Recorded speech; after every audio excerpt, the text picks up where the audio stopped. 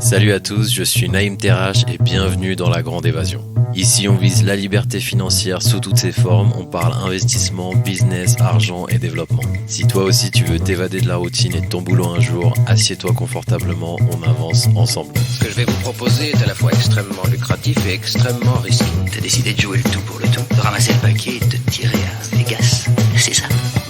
Non, c'est un petit peu plus compliqué que ça. Vous savez, dans notre métier, il vaut mieux passer pour un fou que pour un imbécile. Alors là, vous risquez pas la camisole, vous. Bonjour à tous et bienvenue dans La Grande Évasion. Investir dans l'immobilier peut sembler intimidant pour beaucoup d'entre nous, moi y compris.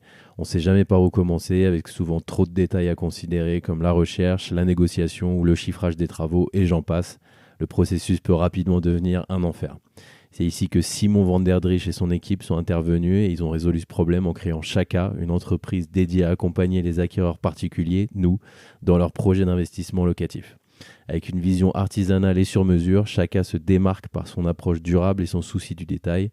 Il croit fermement que pour réussir dans l'immobilier, il faut adopter une vision à long terme, axée sur la qualité, la relation avec les locataires, mais aussi la rénovation énergétique. On a discuté non seulement d'immobilier, mais aussi de vision, d'alignement et de la raison pour laquelle le meilleur moment pour investir dans la pierre, c'est maintenant. Voici Simon van der Driesche dans La Grande Évasion.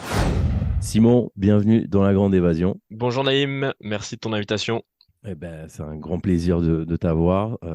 Ça fait beaucoup de gens qui me demandent comment faire pour concrètement investir dans l'immobilier. Tous les gens entendent des choses, tous les gens se posent des questions, et moi y compris. Donc, c'est un vrai plaisir que tu aies pu répondre présent à cette invitation et de t'avoir aujourd'hui sur La Grande Évasion. Tu veux peut-être commencer par un petit peu sur toi, sur ton parcours, qui tu es, etc. Vas-y, je t'en prie. Je vais être rapide. Je m'appelle Simon. J'ai reçu une formation d'ingénieur et j'ai tout de suite basculé à la fin de mes études dans l'univers de la start-up.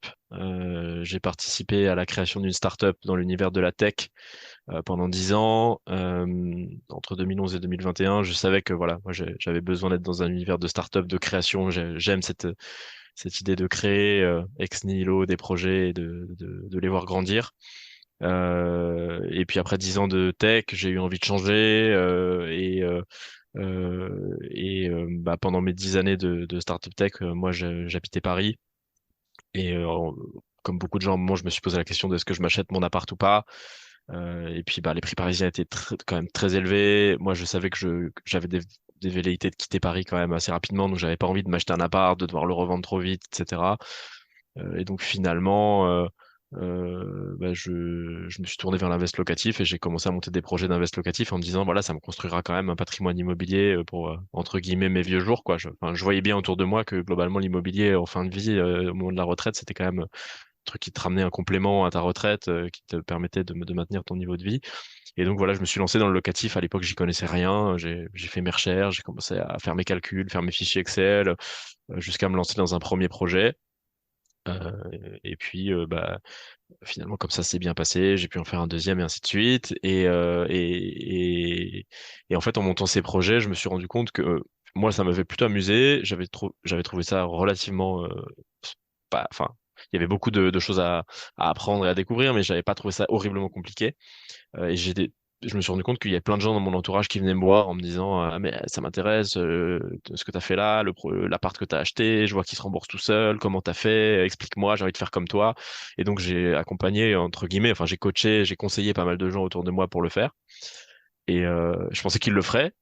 Et en fait, tous sont revenus vers moi, quasiment tous sont revenus vers moi dans les semaines et les mois qui ont suivi en me disant, ah non, mais laisse tomber, c'est trop compliqué ton Ouais. affaire, j'ai pas le temps, ça me demande beaucoup de déplacements. Enfin, ils me disaient tous pareil, ils me disaient, voilà, pour trouver des biens avec des bons niveaux de renta, il faut que j'aille dans des villes qui sont un peu loin, donc c'est beaucoup de déplacements. Et en fait, ça me saoule de faire ça les week-ends. Quand je vois un bien Ouais. avec un niveau de renta intéressant, enfin, un bien intéressant mis à la vente, il faut que je saute dans un train pour aller visiter parce que sinon ça se vend en 3 jours.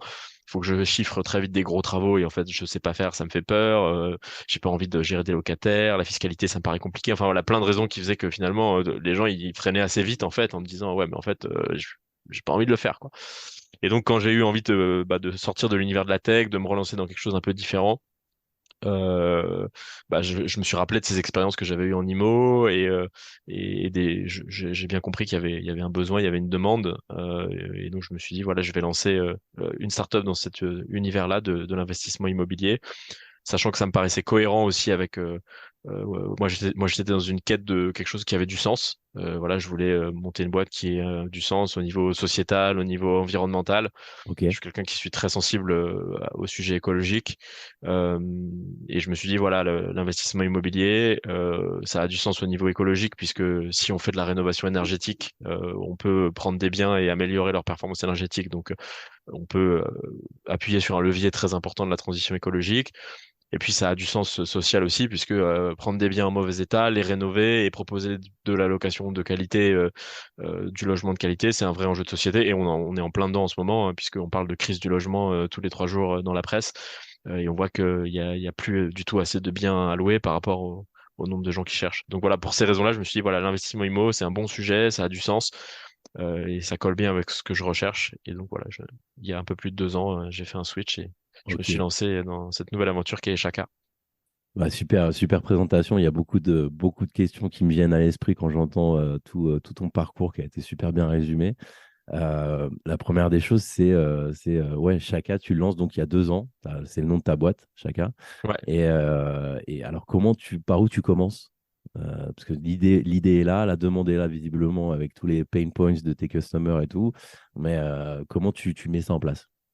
Écoute, alors déjà, on avait pris une décision avec mon associé, c'était pas de lever de fonds. On s'est dit, Mhm. écoute, c'est une boîte de service. On peut aller chercher du business sans avoir besoin de lever de fonds. On n'a pas de gros programme de R&D à faire ou ce genre de choses. Donc, on va aller chercher des clients et faire du business tout de suite, quoi. Ok, Accessoirement, voilà, moi j'avais pas mal évolué dans l'univers des levées de fonds avant dans la tech et j'avais vu aussi les côtés un peu malsains que peuvent revêtir les levées de fonds parfois. Euh, on n'avait dit pas de levée de fonds et donc quasiment la première chose que j'ai fait, c'est de la prospection. J'ai directement. pris, alors j'ai quand même fait un petit site web avant. Ouais, alors c'est ça, ouais, tu avais ton process. J'ai fait un site web pour écrire quand même voilà ce qu'on faisait, avoir quelques infos, voilà histoire quand même d'avoir une petite vitrine. Mais le site web, voilà, j'y ai passé vraiment. Enfin, j'ai essayé d'appliquer au maximum la recommandation que moi-même je donne à des entrepreneurs de passer très peu de temps sur le site, le logo, etc. Bien sûr. Moi, j'ai fait ça assez rapidement. J'ai en quelques heures de travail, j'avais un petit site web qui tenait la route, un logo fait un peu rapidement, mais qui faisait le taf, une petite Ouais. présentation et ça allait. Et à partir de là, en fait, j'ai fait de la prospection. Donc, j'ai pris mon réseau des gens qui m'avaient déjà sollicité avant, que j'ai ressollicité. J'ai commencé à faire aussi de la prospection un peu plus dans le dur via des emails, du LinkedIn. Mais la première chose que j'ai fait quasiment, c'est prospecter, aller chercher des clients. En prospectant, donc du coup, tu balançais ton offre qui était, en gros, on vous aide à trouver un bien selon vos critères à vous, etc., etc. Exactement. Je présentais mon offre en disant, voilà, vous voulez faire un investissement locatif, vous n'avez pas le temps, vous n'avez pas les connaissances pour le faire. Bah, nous, on vous propose de vous trouver le bien, piloter tous les travaux de rénovation, faire une réno énergétique pour vous ramener le bien avec un niveau d'étiquette énergie suffisant, au moins D, et puis ensuite le meubler et le mettre en location pour vous, de telle sorte que vous aurez pas ou peu à vous déplacer. Voilà, je Alors présentais ça, ça assez succinctement. ouais, J'ai eu mes premières touches comme ça de clients prospects intéressés. Alors, pas mal de gens qui me connaissaient déjà d'avant, donc ça a ouais, créé une certaine confiance. bien sûr. Euh, mais, euh, mais voilà, ça a démarré comme ça. Et c'est vraiment le premier jour où je me suis mis à bosser. En fait, le site web et le logo, je l'avais fait sur mon temps libre avant, quand j'étais encore dans ma boîte précédente. J'avais fait ça les week-ends. Et le premier jour où je me suis mis à temps plein sur Chaka pour lancer Chaka, j'ai fait de la prospection. Je Direct. m'étais promis que je ferais ça, que je perdrais pas de temps sur des détails et que j'irais chercher des clients day one, quoi. C'est super important ça. Quand tu montes une boîte, se focus sur les bons trucs. Tu parlais du logo qui était vraiment un truc sur lequel il ne faut pas perdre de temps. Je suis assez aligné avec cette approche-là au niveau business. Il y a beaucoup de gens, surtout en France, dans notre pays, qui focus sur uniquement voilà, les trucs pas très importants. Et donc, prospection day one. Alors, ça a l'air simple, ton process, ça a l'air simple, comment tu en parles. Euh, je- Par expérience, je sais que c'est toujours un peu plus compliqué que ça. Comment tu as réussi à process tout ça? Parce que vous étiez deux, quoi. Je sais pas si vous êtes toujours deux. On est 10 maintenant. Ok. comment j'ai réussi à process tout ça? Écoute, bah alors déjà, on était deux et avec mon associé du début, Nicolas, les responsabilités étaient assez claires en fait, parce que moi je savais que j'avais plutôt un historique et un background dans le développement commercial, business, marketing, et lui c'était beaucoup plus un homme de terrain. Donc je lui ai dit, écoute, moi je vais chercher les clients. Et en plus, on Ouais, a structuré la boîte d'une manière un peu particulière, c'est-à-dire que moi, au moment où on a lancé la boîte, j'ai déménagé, j'ai quitté Paris, et donc on s'est retrouvé en remote avec mon associé. ok. Et donc, Distance. je lui ai dit, écoute, moi, je vais aller chercher des clients. Je passe mes journées à aller chercher des clients. Et toi, tu vas chercher des biens des projets et tu mets en place les projets. Comme ça, on avait Ok. chacun nos responsabilités, on se marchait pas sur les pieds, c'était clair. Et ça collait assez bien à nos personnalités respectives et à ce qu'on savait faire. Et donc, on s'est structuré comme ça.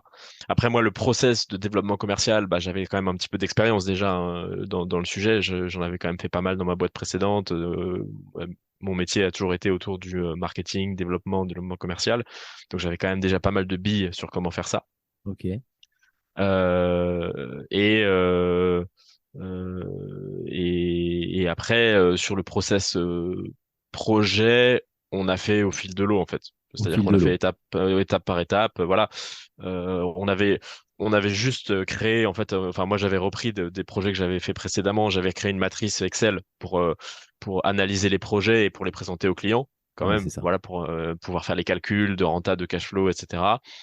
Ce qui nous permettait de présenter les projets aux clients. Mais après, toute la suite de la gestion de projet, ça s'est fait au fil de l'eau, au fur et à mesure où on avait besoin des différents acteurs, on trouvait, on créait.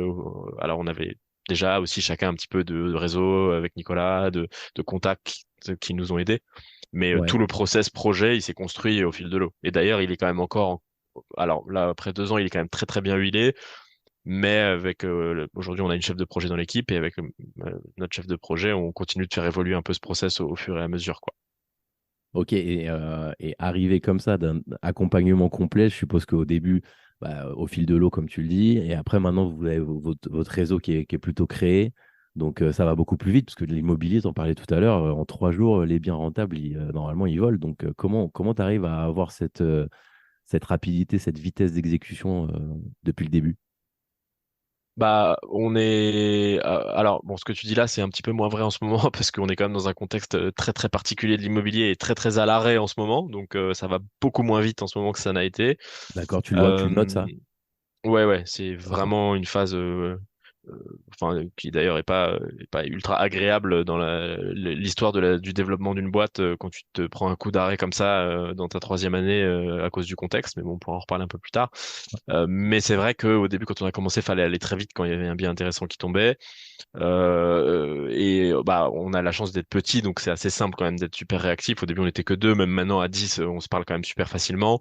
Et puis on a un Slack au sein de l'équipe, donc on peut échanger quand même quasiment en temps réel quand il y a des questions, des besoins. On communique beaucoup avec nos clients via WhatsApp, ça c'est Ok. un avantage. Enfin quelque chose qu'on a fait depuis le début et qui nous a beaucoup aidé parce que c'est quand même ultra temps. Le mail en fait c'est très lent, les gens répondent à leur mail un Ouais. jour, 2 jours après, parfois plus. Le WhatsApp généralement dans la journée t'as une réponse voire dans l'heure quoi. Donc on Ouais. a on a pris le pli dès le début de beaucoup communiquer via WhatsApp avec les clients, ce qui nous a beaucoup aidé à avoir de la réactivité, ce qui nous pose parfois un peu problème aussi parce que du coup les clients attendent toujours qu'on leur réponde dans l'heure alors qu'en fait aujourd'hui voilà on a plus de 50 projets Bien sûr. et on est 10, on peut plus répondre dans l'heure comme on pouvait le faire quand on était deux au début. Mais WhatsApp nous a bien aidé quand même à être très réactif et nous aide toujours à être très réactif. Ok. Et alors, pour trouver des biens, tu fais comment? Ouais, ouais, genre, t'as ton Alors, réseau ou ce alors qu'il faut c'est. savoir, c'est que les biens intéressants, quand même, souvent, ils n'arrivent pas sur le bon coin et se loger. J'imagine, ouais. Ils sont souvent, ils passent un peu avant et en fait, mais alors après, c'est pas pour ça qu'il faut pas aller voir sur le Bon Coin et se loger, parce qu'il y a plein de trucs très intéressants sur le Bon Coin et se loger. Seulement, ils sont souvent chers, Ouais, mais en les négociant, on peut retrouver des trucs, des projets intéressants. Et aujourd'hui, on est dans une phase où la négo est quand même plus propice que ça n'a pu être il y a quelques mois ou années. Donc, on peut quand même trouver des trucs très intéressants sur le Bon Coin et se loger. Mais il y a aussi pas mal de pépites qui passent avant, qui sont vendues avant d'être sur le Bon Coin et se loger. Donc, il faut du réseau. c'est ça. Et donc, on a beaucoup travaillé le réseau depuis le début de Chaka, massivement un réseau d'agents immobiliers. Bien parce sûr. que quand même, souvent les vendeurs, quand ils ont un bien à vendre, ils le vendent via un agent immobilier. Donc les agents ils ont quand même une grosse partie du parc immobilier à vendre, plus un réseau ensuite de notaires, de marchands de biens, d'avocats qui nous amènent quelques petits projets en plus. Mais je veux dire, la masse de projets nous vient d'un réseau d'agents immobiliers qu'on connaît, qui nous connaissent, avec qui on a déjà fait pas mal de projets. Il y a de la confiance et donc ils viennent vers nous. La hantise d'un agent immobilier, finalement, c'est de vendre un bien à quelqu'un qui connaît pas et que derrière, en fait, la personne le file entre les doigts, disparaisse dans la nature un mois après, avant le compromis, ou n'ait pas son financement. Et donc, bah, lui, il perd son temps, il est payé plus tard parce qu'il n'est pas payé, donc le bien n'est pas vendu, il fait perdre du temps à son client et donc il déteste ça. Et c'est normal. Et donc, Bien quand ils sûr. travaillent avec nous, ils savent que nous, on a des clients dont on a validé les financements auparavant. Ça n'empêche pas que parfois les financements n'aboutissent pas, mais c'est quand même assez rare. Euh, et à force de travailler ensemble, de se connaître, ils voient qu'on est sérieux, que on leur a jamais fait faux bon, que quand on a des clients qui se sont désistés, on a essayé d'en trouver d'autres à la place sur les projets. Donc, on a toujours été fair play avec eux aussi. Et ça crée une relation de confiance qui fait que je pense qu'ils apprécient de travailler avec nous et de nous pousser des biens. Bien sûr. Alors, tu, Et pour quelqu'un qui veut monter son propre projet lui-même, je pense qu'il n'y a pas de secret. À un moment, il faut développer un réseau, quoi. ouais, c'est ça, c'est un peu ça. La question que j'allais te poser après, c'est la crédibilité, elle vient avec le temps. Mais ouais, accompagné de plus en plus de gens, forcément, à un moment, tu vois les choses ce dont ils ont besoin et tu réponds à leurs besoins, tu vas plus vite, les gens te font confiance, ça avance, quoi. Ouais. Donc, alors, tu me parlais tout à l'heure de ton côté écolo, super sensible à l'écologie, si tu veux m'en parler un peu plus.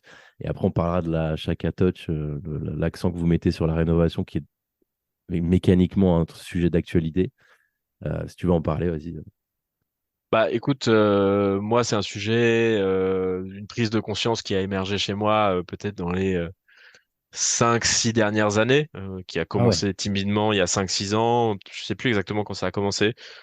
Euh, commençais à me rendre compte que voilà, enfin, je commençais à entendre de plus en plus de messages autour du dérèglement climatique ouais, et j'ai commencé à pendant une petite période au début où j'entendais ces messages, j'ai eu un peu le réflexe qu'ont pas mal de gens de dire bah ouais mais en fait on va trouver des solutions avec la technologie, on va se débrouiller, on va trouver des solutions. Et puis plus j'ai commencé à lire sur le sujet, à me documenter, plus j'ai réalisé qu'en fait ça c'était un discours un peu où on se voit de la face, mais que en fait la technologie nous sauverait pas. Et en fait j'ai commencé à petit à prendre conscience de l'ampleur du phénomène, de l'ampleur du dérèglement, en lisant des rapports scientifiques, des études, des analyses, et en me disant mais là en fait la société tout entière va dans un gigantesque mur, quoi. Et en fait, ce qui m'alertait, c'est que moi, d'un côté, je prenais conscience de l'ampleur du problème et de la vitesse à laquelle tout se déréglait. Et d'un ouais, autre côté, j'ai l'impression que rien ne changeait et que personne ne faisait rien, quoi. Et qu'on continuait tous à vivre nos vies, business as usual, on change rien. Et en fait, là, je me suis dit, mais c'est pas possible. Pendant une phase, j'étais pas bien, hein, vraiment, je me sentais mal. En fait, je me dis, ouais, mais c'est une catastrophe. En fait, on va dans le mur et personne ne fait rien. Et même, je me disais, mais en fait, ça sert à quoi de faire quelque chose? Personne ne fait rien. On est foutu, quoi. Et à un moment, j'ai appliqué un des accords Toltec qui dit qu'il faut toujours faire de son mieux.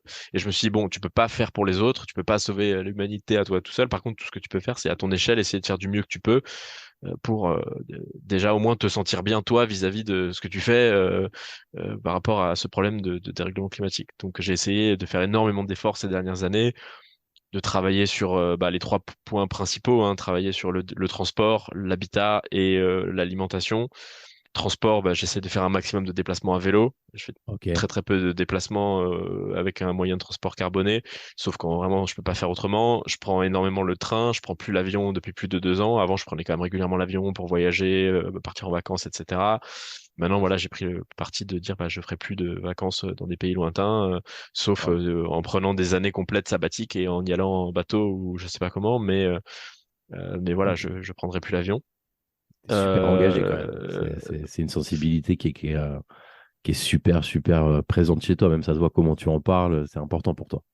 Bah, en fait, je peux plus vivre autrement aujourd'hui. C'est-à-dire que si Ok. je fais pas attention à ça, en fait, je pense que quand tu prends vraiment conscience de quelque chose, mais de façon viscérale, au point que voilà, si tu le sais, si tu choisis de l'ignorer, je pense que tu te sens très très mal en fait, parce que tu vis vraiment plus en adéquation. Enfin, tu te sens faux quoi. Tu vis un truc qui te paraît pas juste, pas honnête quoi. Donc moi, maintenant que j'ai vraiment eu cette prise de conscience, je peux plus vraiment faire autrement que de faire vraiment des choses significatives dans ma vie pour me sentir bien en fait, au moins vis-à-vis de cette prise de conscience. Donc il y a les Et transports, sur ouais, l'habitat, bah je fais hyper attention à comment je chauffe chez moi, ok. chauffe à très basse température pour vraiment essayer de limiter au maximum la consommation d'énergie de la maison pendant l'hiver.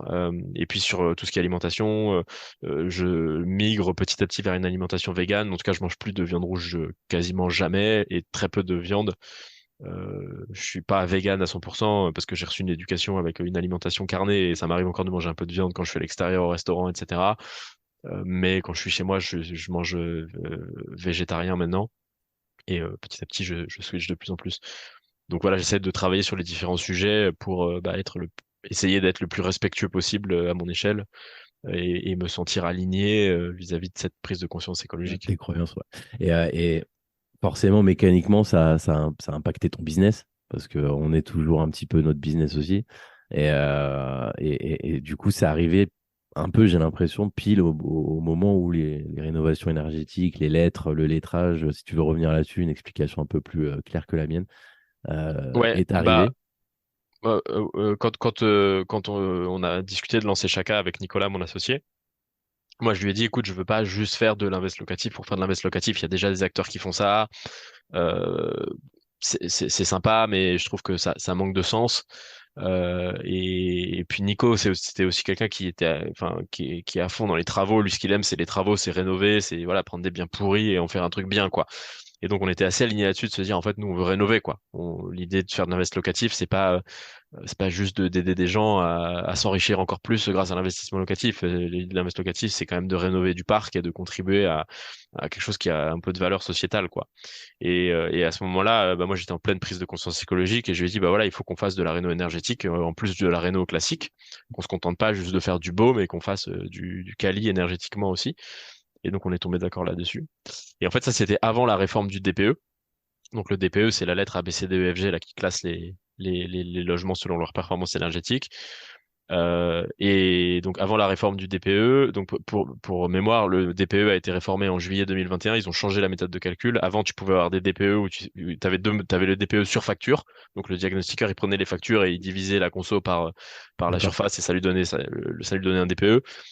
Ce qui est pas incroyable parce qu'en fait, si le logement est pas occupé, par exemple, bien sûr. bah, t'as un DPE qui est dit vierge ou t'as un DPE Ouais. extrêmement favorable parce que t'as pas de consommation, quoi. Donc c'est pas tout à fait logique. Et il y avait une deuxième méthode de calcul du DPE qui consistait à analyser la structure du bien et en fonction de la structure du bien, est-ce qu'il est isolé, est-ce qu'il est ventilé, comment il est chauffé, etc., de donner une lettre. Et depuis juillet 2021, c'est uniquement cette deuxième formule de calcul qui a été retenue. Ok. Et ils ont en plus fait un peu évoluer l'algorithme.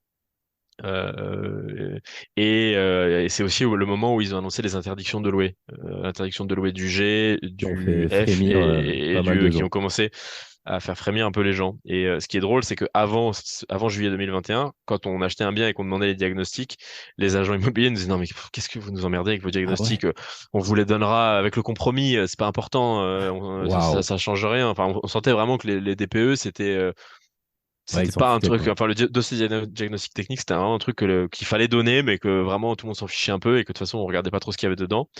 Et là, depuis, ça a tellement changé en 2 ans, en un peu plus de 2 ans, c'est hallucinant en fait. C'est qu'aujourd'hui, voilà, la première chose qu'on demande, et même les gens le savent, ils nous donnent maintenant, ils nous disent voilà le diag, quoi. Ouais. Parce qu'en fait, ça conditionne aussi ce qu'on va devoir faire comme enveloppe de travaux, du coup, quel négo il va falloir faire sur le bien, parce que bah, selon si c'est un G, tu vas pas mettre les mêmes travaux que si c'est déjà un D, donc tu vas négocier un peu plus. Voilà, donc maintenant, le DPE vient beaucoup plus tôt dans la discussion et c'est plus considéré comme un truc exotique qui sert à rien, quoi. Il y a encore pas mal de, de, de discussions autour du DPE parce que d'un diagnostiqueur à l'autre, tu peux avoir des écarts parce que selon la manière dont ils analysent le bien, la manière dont ils complètent le logiciel de DPE, tu peux avoir quand même Ouais. euh, des, euh, des problèmes et des écarts. Mais globalement, on est passé d'un outil qui servait à rien et que personne regardait à quand même un outil qui est massivement regardé aujourd'hui et qui sert quand même vachement à driver les négociations et à savoir ce que tu vas devoir faire comme travaux derrière pour optimiser ton bien, quoi. Vous avez un peu saisi une vague un peu malgré vous, quoi, parce que c'est vrai qu'il y a beaucoup, beaucoup plus de gens qui sont conscients de ce truc-là. Du coup, vous avez beaucoup plus d'expérience, une sensibilité déjà à la base comme personne. Donc Ouais, ça, ça c'est un gros avantage qu'on a, ouais, c'est vous qu'effectivement on a ressentez pris ça. de l'avance sur le sujet euh, et qu'aujourd'hui on maîtrise très bien le sujet. Et je pense qu'il y a pas mal d'acteurs sur le marché qui sont encore un peu dans le flou, qui disent qu'ils le maîtrisent, mais quand moi j'ai des retours de clients, ils me disent oui, mais en fait ils m'ont juste dit que mon bien était en F et qu'il fallait que je fasse quelque chose, Ouais, mais ils m'ont pas dit quoi. Donc je pense qu'on a acquis une maîtrise et un savoir-faire grâce au fait qu'on était un petit peu en avance sur le sujet, qui sont intéressants, je pense, et qui font qu'aujourd'hui, voilà, on sait exactement, même pratiquement sans faire les audits, voilà, on voit un bien, on a son DPE, on sait à vue de nez quasiment dire ce qu'il faudra faire pour le passer en C ou en D, quoi. d'accord.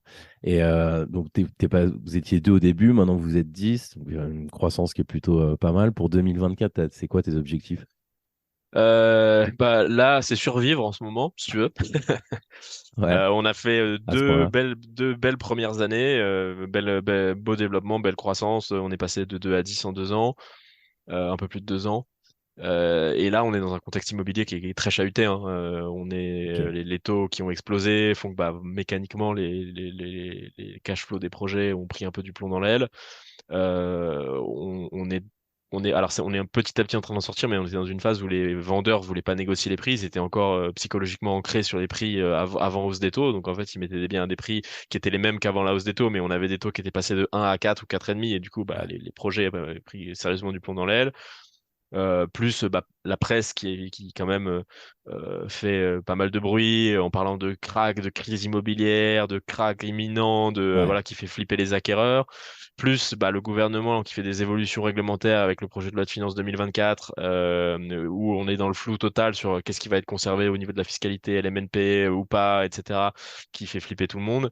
Donc là en ce moment on est dans une phase où tout le monde flippe et d'accord. c'est assez compliqué Ok, d'avancer. Donc là, nous, c'est assez clair, hein, notre troisième année, elle sera, on espère, décisive. stable par rapport à la deuxième, mais elle sera peut-être même moins bonne que la deuxième. Ce qui est vraiment pas marrant quand tu montes une boîte, parce Bien que sûr. bah, tu vois ta croissance les premières années, tu as envie de continuer, de te développer, tu vois, d'être fier de ton développement et de voir que ça se développe et d'avoir des bonnes nouvelles à annoncer. Et bah ouais, là, nous, c'est clair que dans le contexte dans lequel on évolue actuellement, déjà, si on arrive à faire une deuxième année ISO par rapport à une troisième année ISO par rapport à la deuxième, en fait, ce sera vraiment pas mal, quoi. Après, je Euh, pense que vous avez, comme tu l'as dit, vous avez de l'avance sur certains domaines, des domaines qui deviennent de plus en plus importants. Il y a un petit côté, ça me fait penser un petit peu à la bulle Internet, toute proportion gardée, où tous les acteurs, tu te rappelles, le crack des années 2000, où tous les mecs qui voulaient monter des boîtes sur Internet, des startups de tout et n'importe quoi, ils ont profité de la vague. Il y a eu il y a eu du sang dans les rues pendant quasiment un an, et les seuls qui ont émergé, c'est ceux qui avaient les propriétés intellectuelles, les assets, les Amazon, qui sont devenus des mastodontes après. Alors, je te souhaite d'avoir cette croissance-là pour ta boîte, pour chacun. Mais je trouve qu'il y a un parallèle là-dessus. Dans les cracks et dans les crises, les startups, c'est celles qui font la différence, c'est ceux qui continuent, qui gardent le chemin et puis qui ont l'équipe surtout et le projet qui tient qui tient la route. Je pense que votre côté rénovation énergétique vachement poussé écolo et tout, je reste optimiste. Voilà. Bah, j'espère aussi. Et bah, déjà, dans le contexte actuel, je me dis le fait de ne pas avoir fait de levée de fonds, alors Ouais, que je pense qu'on aurait peut-être pu y arriver à faire une levée au début, hein, parce que quand on a démarré, même moi, j'ai été approché par un ou deux fonds assez vite, qui voyaient le succès de Mastéos et ouais, les levées de fonds faites par Mastéos et qui cherchaient un peu eux-mêmes dans quelle boîte ils allaient investir dans ce qu'ils appellent les prop tech, quoi. ouais. Euh, Tu en parlais peut-être et juste faire un petit aparté pour que les gens, je pense que ça peut être important d'avoir ton point de vue. Tu parlais du côté un peu malsain des levées de fonds. Qu'est-ce que tu voulais dire par là? Bah, déjà, je trouve qu'avoir trop d'argent trop vite dans une boîte, ça peut te pousser à faire beaucoup de bêtises, parce que tu as de l'argent et il faut que tu le dépenses, et donc bah, tu vas embaucher à tout va, tu vas investir dans des développements de trucs parfois un peu bizarroïdes, parce qu'il faut investir l'argent, en fait. En fait, ce qui me paraît un poil malsain, c'est que quand un fonds d'investissement investi dans une boîte. Et attention, ce que je vais dire là, ça concerne pas mal l'univers de la tech, notamment, et des levées de fonds stratosphériques qui sont faites dans la tech, Ouais, avec des valorisations de fou. Il y a plein de domaines dans lesquels il faut faire des levées. Demain, tu fais du médical, de l'industrie, voilà, tu as besoin de naturellement. faire des levées parce qu'il Ouais, faut du cash l'argent, ouais. pour faire de la R&D ou pour monter des centres de production, etc. Mais je fais un peu le parallèle avec plutôt cet univers de la tech, euh, où il y a des levées de fonds complètement stratosphériques qui se font. Euh, et en fait, bah, le fonds qui investit, lui, il met de l'argent à une date A et en gros, 4 ans plus tard, il faut qu'il sorte avec un multiple qui a été défini, mais qui est de plusieurs fois ce qu'il a mis à la base, quoi. Mhm. Et donc, à partir de ce moment-là, la seule chose qui compte, c'est la valorisation de la boîte, plus que tout, en fait. Et la valorisation de la boîte, elle se fait avec un biais énorme qui est la croissance. En fait, tu dis, bah, en fait, il faut que tu fasses de la croissance à tout prix. Donc, peu Ok, importe que tu sois rentable, peu importe ta satisfaction client, à la limite, c'est pas ça qui nous importe. Peu importe l'impact social, sociétal que tu vas avoir, environnemental, on s'en fout. Faut juste que tu fasses de la croissance économique parce qu'il faut qu'on fasse notre multiple, tu vois. Et du ouais, coup, tu rentres dans une logique d'entrepreneuriat qui devient presque purement financière, quoi. bien Tu sûr. vois, Ouais, ton entreprise devient un véhicule financier pour qu'un fonds fasse un multiple. Euh, et en fait, bah, à la base, l'entrepreneuriat, c'est pas ça quand même, tu vois. L'entrepreneuriat, à la base, c'est des gens qui créent des entreprises pour répondre à un besoin, tu vois, ouais, apporter un service, répondre à un besoin, aider des clients, à résoudre un problème, et potentiellement avoir une contribution aussi sociale, environnementale. Enfin, tu vois, une entreprise, c'est pas que un véhicule financier, en fait, c'est un bien sûr. véhicule social, sociétal, en fait. Ça crée de l'emploi, enfin, ça fait plein de choses, quoi. Et du coup, cette perspective des levées de fonds purement financières qu'on voit dans la tech beaucoup, bah, moi, me gêne un peu euh, du point de vue plus philosophique. Et puis bah, là, tu vois, dans le contexte actuel, bah, j'ai pris un verre il y a 2 jours avec un autre entrepreneur qui était de passage vers chez moi et on a discuté un peu. Lui s'est fait sortir de sa boîte par son fonds bien salement et ça fait, je crois, 3 ans qu'il est en procès avec le fonds pour essayer de s'en Incroyable. sortir. Ah, Steve Et il me Jobs. disait qu'en ce moment, dans le contexte un peu délétère dans lequel on évolue, crise économique, etc., le grand jeu de beaucoup de fonds, c'est de faire sortir les fondateurs et de leur racheter leur part pour 1 euro. Donc, Waouh. tu vois, c'est quand même un monde Ouais, ouais, ouais, ouais. purement financier, extrêmement inhumain. Voilà, et enfin, peut-être que tous sont pas comme ça, hein, c'est peut-être une image aussi un peu fausse, mais j'ai quand même pas mal d'histoires d'échos qui me font dire, bon, c'est pas forcément là où j'ai envie d'être. Et puis là, tu vois, dans le contexte actuel où bah, ça va pas fort dans l'immobilier, bah, nous, on va faire une troisième année qui va probablement pas être bonne du point de vue strictement chiffré. Mhm. Bah voilà, si on avait un fonds au board, qu'est-ce qu'il dirait, quoi? Il Ouais, dirait, c'est bah ça. Pression. là, ça va pas, vous faites pas les multiples que je veux faire, donc ça se trouve, je serais déjà viré. Et puis, ça se trouve, il démantèlerait la boîte pour revendre par pièce. Ouais. Voilà, il nous rachèterait nos parts pour 1 euro, il démantèlerait la boîte pour revendre par pièce. Voilà. Ah, t'as pas Enfin, envie de je sais ça, pas, quoi. pas forcément envie de ça. Et puis là, je me dis, sans avoir fait de levée, sans avoir cette pression d'investisseurs, peut-être qu'on peut passer cette phase un peu tumultueuse, faire une année un Ouais, peu moins bonne, retrouver une dynamique sur l'année suivante. On aura passé un trou d'air. C'est pas incroyable du point de vue purement chiffré, mais voilà, on aura passé un trou d'air et on repartira plus fort derrière. c'est ça. Je sais pas si on aurait cette souplesse-là avec un fond au board, quoi. Je pense pas. Et Voilà. on sent que tu as l'expérience quand même derrière avec peut-être le monde des startups qui t'a aidé au début et tu as, un peu fréquenté ce milieu. Ça se voit que tu as les réflexes et le recul sur ça. Je pense que ça aussi, c'était une bonne décision. Et ouais, le trou d'air, de toute façon, ça, c'est fait pour passer. Pour terminer, Après, j'aimerais voilà, bien. ça Vas-y. dépend, voilà, du business que tu fais, quoi. Nous, on faisait du service aussi. Donc, moi, je me suis dit, Ouais, ouais, dans le service, on peut aller chercher des clients assez vite. On avait zéro ouais, temps nécessaire avant, incompressible de R&D ou de préparation. On pouvait, premier jour, aller chercher des clients et les accompagner. Donc, ça le permettait. Voilà, demain, tu fais, voilà, du médical, de l'industrie, même dans le software, ça a du sens, hein, de faire parfois des levées de fonds. Donc, quand tu dois investir dans la R&D de ton software avant de le vendre, c'est pas illogique. Même si ouais. aujourd'hui on peut s'en débrouiller avec le no-code, etc., faire des protos, enfin, il y a plein de choses qu'on peut faire sans lever. Mais voilà, la levée, c'est vraiment un truc, je pense qu'il faut. c'est pas la voie royale où tout le monde doit passer, quoi. Non, non, ouais. C'est un truc, C'est un si c'est bon nécessaire et précision. justifié par ton business, oui, mais sinon il faut pas le faire, quoi. Je pense que c'était une bonne décision aussi, ouais. Pour terminer, j'aimerais savoir juste un classique un peu, si tu devais donner un conseil là simple à quelqu'un qui veut se lancer dans l'investissement immobilier, ce serait lequel? Bah, ce serait de pas attendre. Parce que là, en ce moment, l'attentisme règne dans l'univers de l'investissement immo. Tout le Ouais, monde te dit qu'il y aura de meilleurs jours, que les taux vont baisser, que l'immobilier va baisser, que demain tout ira mieux, que la crise se sera passée, voilà. Euh, et en réalité, moi, j'ai pas mal de copains qui ont regardé pour faire comme moi de l'investissement immo il y a une dizaine d'années quand j'ai commencé à en faire et qui l'ont jamais fait en fait. ouais. Et il y avait Le temps, il toujours une bonne passe. raison de pas y aller en fait. J'ai pas trouvé le bon bien. Ouais, ouais, ouais, ouais. Ah mais là les taux ils ont un peu monté, je vais attendre qu'ils rebaissent. Ah mais là il L'attentisme, y a telle loi qui a été annoncée, je vais attendre qu'elle passe pour savoir vraiment comment ça va se passer. Et en fait t'attends. et Et en voilà. fait, bah, tu traînes, et en fait, 10 ans après, tu te réveilles et tu te dis, ah, mais je l'ai pas fait. Et moi, Ok, j'ai fait des projets il y a 10 ans. Et en fait, mes projets d'il y a 10 ans, ils sont loin d'être parfaits, tu vois. bien J'aurais sûr. pu faire mieux, les rentas sont pas forcément exceptionnels. Il y a des moments, j'ai fait de la location courte durée, bah, pendant le Covid, j'ai un peu serré les fesses parce que bah, c'était pas loué. Enfin, tu vois, il y a eu des moments compliqués. Mais 10 ans après, je vois tout ce qui a déjà été remboursé comme capital, en sortant finalement assez peu de ma poche. Il y a eu des moments un peu plus tumultueux que d'autres, mais globalement, j'ai pas sorti grand-chose. C'est cool. Bah, je me dis, bah, en fait, tout ça, c'est du capital remboursé. Et si demain je revends c'est bien, bah, je reprends ce capital-là, quoi. Mm, Et il s'en est passé des tumultes et des changements de loi et des hausses et des baisses de taux et tout ça en 10 ans, quoi.